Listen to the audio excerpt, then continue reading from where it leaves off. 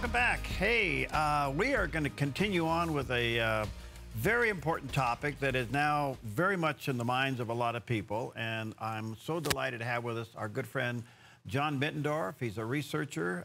He's an apologist. He works with Answers in Genesis, and the series that we've been into dealing with the subject of climate change has really touched a lot of nerves, as you can imagine. Now, by the way, he is so generous that all the research material that he does on these topics that we do, he makes available to you absolutely free. The only thing you have to do is go to his email address, hispeoplerejoice@gmail.com, and ask for the notes, and he'll send you the file. hispeoplerejoice@gmail.com. Good to see you, bud.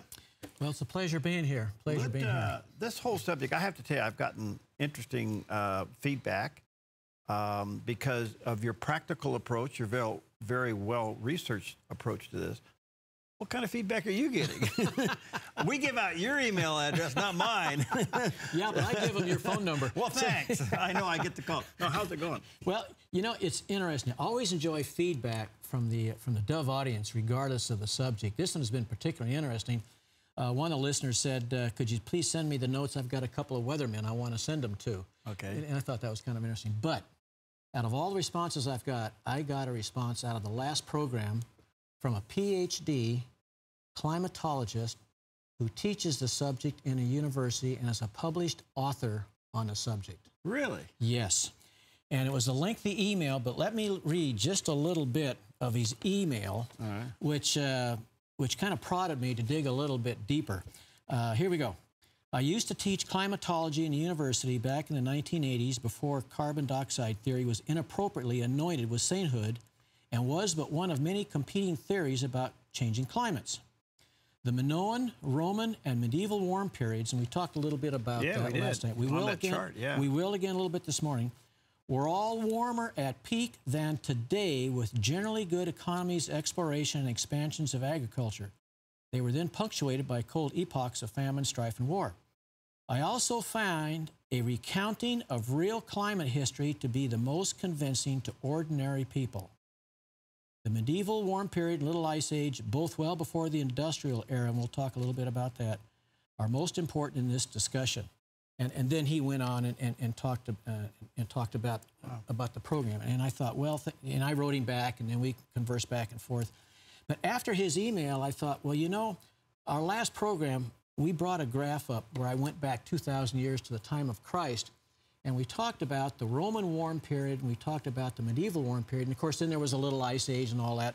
And I said, if you look at the history of climate change based on scientific history, it does not support climate. And when I say climate change, I mean anthropological climate change. And what that means is human caused, is basically what we're talking about. What we're talking about. It does not support climate change. And if I can have that graph brought up, which is the one we showed our last program, which starts basically, there it is right there, which starts basically from the time of Christ. You have the Roman warm period, then you have a dark age, which is a cold period, then you have the medieval warm period, which is around the medieval times, around 1500. Then you have the Little Ice Age up to today. And when I was doing the program, I thought, well, I'll go back 2,000 years and look at history, and there it is. And I thought, interesting. But then when this PhD wrote me, he says, well, there's also the Minoan warm period. And I thought, oh, what's that? So I went back, and boy, I'll tell you, when you go back into history, Perry, and if I can have the next graphic brought up, and they're both the same, this one is just longer. That one goes back 6,000 to 7,000 years. And what you have is the medieval, the Roman, the Minoan, the Sumerian, the Egyptian, and the Sahara 1 and 2 warm periods over the past 6,000 to 7,000 years. All of them are up to 4 degrees warmer than the temperature on Earth today. Okay. Let me read just a quick spot from the Hoover Institute, and this comes out of Stanford University. And this is a 30-page document that they did called Why Global Warming Would Be Good for You. How's that for an opener? Okay. Here's their comment. Around 6,000 years ago, the Earth sustained temperatures that were probably more than 4 degrees Fahrenheit hotter than those of the 20th century. In fact, the evidence supporting the claim that the Earth has grown warmer is shaky. The theory is weak, and the models on which the conclusions are based cannot even replicate the current climate. And basically what they're saying is when you look back in history, you go back 6,000 to 7,000 years, we've had 10 warm periods from today back into the past. All of them were warmer than the temperature today, and we're told that if the temperature today increases somewhere between 2.8 to 4 degrees, that the Earth is going to come apart, the oceans are going to raise 20 feet, the glaciers. Not true. Not true. So based on scientific history, basically what we're seeing today is nothing more than what we've seen in the past, a cyclical change in temperatures. All right, so the current move today has been politicized. It has been supported by some scientists, some weather people, but now we're beginning to pull that apart. Right. Because that seems to be politically motivated. Yes. The bottom line blame here is carbon dioxide? Carbon dioxide, supposedly, is the bad element, or the bad gas. And we talked about that the last program. Fossil fuels. In fossil fuels, right. And a term that you will see when you go into the science of this is the pre- and post-industrial era. And basically what that means is around, I'm going to say 1800s up to about 1840 is called the industrial era #1, and then about 1870, 1880s, industrial era #2. That's when we transferred from everybody doing everything manually into machinery, steam, coal, iron, steel. And that's when you start burning, quote, fossil fuels, and that's, quote, when you start giving off carbon dioxide. And so that's when supposedly the industrial area enhanced the carbon dioxide into the atmosphere, and supposedly from about 1880 on up is when you started to see a rise in carbon dioxide, which is true. Right. Which is true. But is that what's causing global climate change? No. Okay, because sooner or later we'll get to the filter aspect. But the bottom line of today's movement, it's man-caused. It's man-caused, right. Okay, and therefore man has to curtail his activity in order to cool this. To bring the temperature back down so the Earth will continue to survive. Right. And you know what's interesting about that? You said there's been a lot of that recently. And I brought this in. This was 2 weeks ago. This is on Meet the Press. And the comment was that the NBC host says no airtime anymore for climate deniers on Meet the Press. The science is settled. It's a genuine fact. It's not even arguable anymore. True or false statement? Yeah, false. Very It's a false statement, yeah. So why hasn't there been a greater pushback even by the science community? You would think that they would want to protect the integrity of themselves. Great question. And I liken that, the similarity of that, to the evolution-creation debate. Oh, well, that Let's assume... Is this a Romans 1 thing? Yes. I mean, they know it's the truth, but they choose to deny it. They choose to deny it, and God turns them over to their own heart, to their own foolishness. Let's assume that you are a PhD and that you are a creationist. Try getting an article published in Nature, Science Magazine, the Smithsonian, any reputable science magazine on why evolution is false. Or let's assume you're a PhD in climatology. Right. Try getting an article published anywhere on this earth on why climate change is not supported by science. It won't happen. It won't happen. Okay, but if the true scientists, true to their passion and to their own discovery, you would think they would defend their research against this nonsense. They do, but you never hear about it. As an example, last program we talked about, there's the IPCC, which is the United Nations Intergovernmental Panel on Climate Change. That is the major force, the driving force behind climatology today. The fact that it's the United Nations panel kind of tells you all that you want to know right out of the gate, right? Right. Okay. But there's also an NIPCC, which is the Non-Intergovernmental Panel on Climate Change. There's 10,000 scientists supposedly that are behind the IPCC.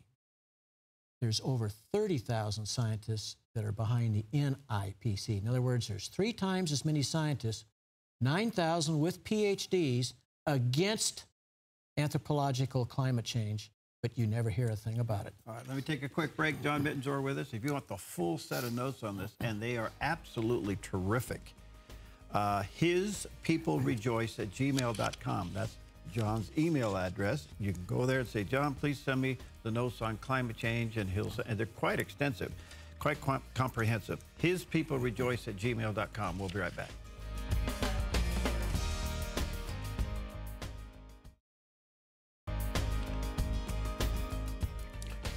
Okay, we're back with John Mittendorf, apologist, researcher. We've been dealing with the subject of climate change. Now, this is very comprehensive, and the true evidence. If you are going to be honest in the research and honest with the facts and honest with the data, you have to look at it differently than the way it's being propagated today.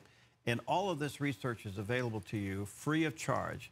Just go to hispeoplerejoice@gmail.com, and John will send you the notes. And believe me, they are great. By the way, he will come to your church and your organization, your group, and lecture on this stuff too, when Jan doesn't have him painting the house. Okay, so is man really the cause of all this? Well, I mean, if you go back all of those eons past, there we go. Who caused it? Were there some forest fires we didn't know about? Excellent point, Perry. If I can have the graphic, excellent. If I can have the graphic brought up, there's one thing we didn't talk about, and I didn't do it on purpose because I wanted to save it, and that one right there. To the far right of the graphic is today's temperature. You'll notice it's one of the lowest points on the graph, but in everything back 6,000 to 7,000 years ago, we have all the warm periods we talked about. The point today of anthropological climate change is that man is causing it because of fossil fuels. Right, all right? Right. Based on what the PhD point that wrote me in his email, he said, I find that history is a great talking point, and boy, if you look at that graph, all of the warm periods, and there's 10 of them, before today, back 6,000, 7,000 years ago, who caused them? Because man didn't, because that's pre-industrial era. That's back before the burning of fossil fuels. So the question then is, okay, who caused it? Fred Flintstone?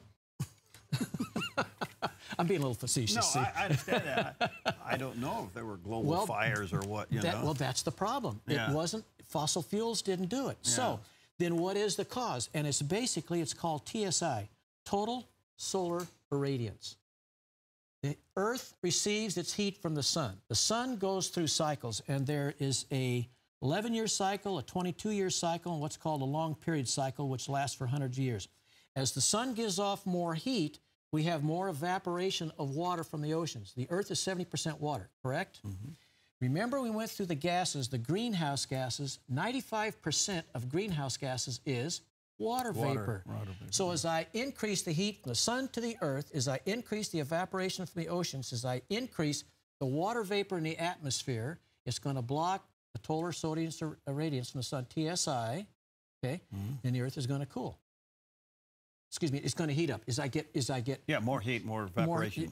That's exactly right. So basically, it's really pretty simple. It's the various variations in solar activity and the reflection of clouds is basically where that's coming from. It's not man and a little bit of carbon dioxide. In fact, if you go back to the late 70s, remember how the ozone hole was increasing, so we had to change the fluids in cars for air conditioning stuff. And then they announced that the ozone hole had closed back up some years later. You don't hear much about that anymore. What you hear about now is climate change, right? Yeah. Okay, so we're not suggesting of being irresponsible with our management of the of the natural resources. In fact, just the opposite. But look at the strides. Let's just say America. Look at the strides that America has made in cleaning up its cities. America is the leader globally in cleaning up water, the atmosphere, production facilities, and the list goes on.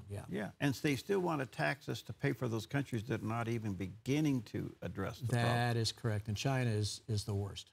Is by far the worst, So that brings up a great question, Perry. What is then the motivation for climate change? What is it? What is driving that? And when I went back and looked at that, and we're not going to spend all morning quoting, but I want to start off with the first quote where this was made public. And this comes from 1993, the Club of Rome, which is a European globalist think tank. Okay? Quote, in searching for a common enemy against whom we can unite, we came up with the idea that pollution, the threat of global warming, water shortages, famine, and the like, sound familiar? Yeah. Okay. And the like, would fill the bill. In their totality and their interactions, these phenomena do constitute a common threat which must be confronted by everyone together. All these dangers are caused by human intervention and natural processes, and it is only through changed attitudes and behavior that they can be overcome. The real enemy then is humanity itself. That was 1993. And then just real quick, if I jump up to 2009, incoming European Council President Herman Van Rompuy described the 2009 United Nations Copenhagen Climate Summit. You probably remember that. I do. Okay. Yeah. This was his overview. Another step towards global management of our planet. Right. So what's behind climate change? Well, global. It's world governance. Global, being able to tell you what kind of a car to drive, right? When to turn your lights on, when to turn them off, what kind of food to eat, so on and so on and so on. Wow. So what do we Christians do with this? I mean, we're seen as the dummies. Yeah. Well, there's multiple, I think, answers to that. But basically, the foundation is Scripture. Of course. And the way that I look at it is you have two perspectives in looking at climate change. You can look at it from a scriptural viewpoint or a secular viewpoint. Secular viewpoint, the evolutionists look at the earth, humanity, the universe as all an accident. Everything, there's a couple chemicals that got together and so on and so on. And then what we have today is purely an accidental result of yesterday. So if I was an evolutionist, I would be concerned about the earth and its longevity and trying to protect it as long as possible, because if it was accidental to begin with, then I have no idea where it's going to go. But if I look at it from a scriptural perspective, I know that God created the heavens and the earth. He then, about 2,500 years later, partially destroyed the earth in a global flood. And when Noah and his family stepped off the ark, he said, I will never do that again. But then if I go to 1 Peter, he says, I will destroy the earth one day by fire. And if you look at Scripture, particularly Genesis 8:22, this is what God told Noah when he stepped off the ark. While the earth remains, seed time and harvest, cold and heat, that's the seasons. Winter and summer, and day and night shall not cease. Mm-hmm. Shall not cease. If I go to Ecclesiastes 1:4, one generation passeth away, another generation cometh, but the earth abideth forever. Man doesn't control what happens to this earth. God does. God is in control. So the Christian should, in other words, be informed. The science, okay, does not support climate change. But secondly, focus on the Creator, not the creation, and focus on a scriptural look at it. Absolutely fascinating. All right, folks, look, I've seen the notes. In fact, I have a copy of them in my office. They are great. hispeoplerejoice@gmail.com is where you go and ask for the notes. hispeoplerejoice@gmail.com. Ask for the notes on climate change or any other topic that we've done, and he'll send them to you quickly. What are we doing next? Next month, I've had a request to do intelligent design. Is intelligent design Christian? Is it secular? Or is it Christian, but is there an elephant in the room? Some even are saying it's the Antichrist. We'll see. All right, we'll be right back.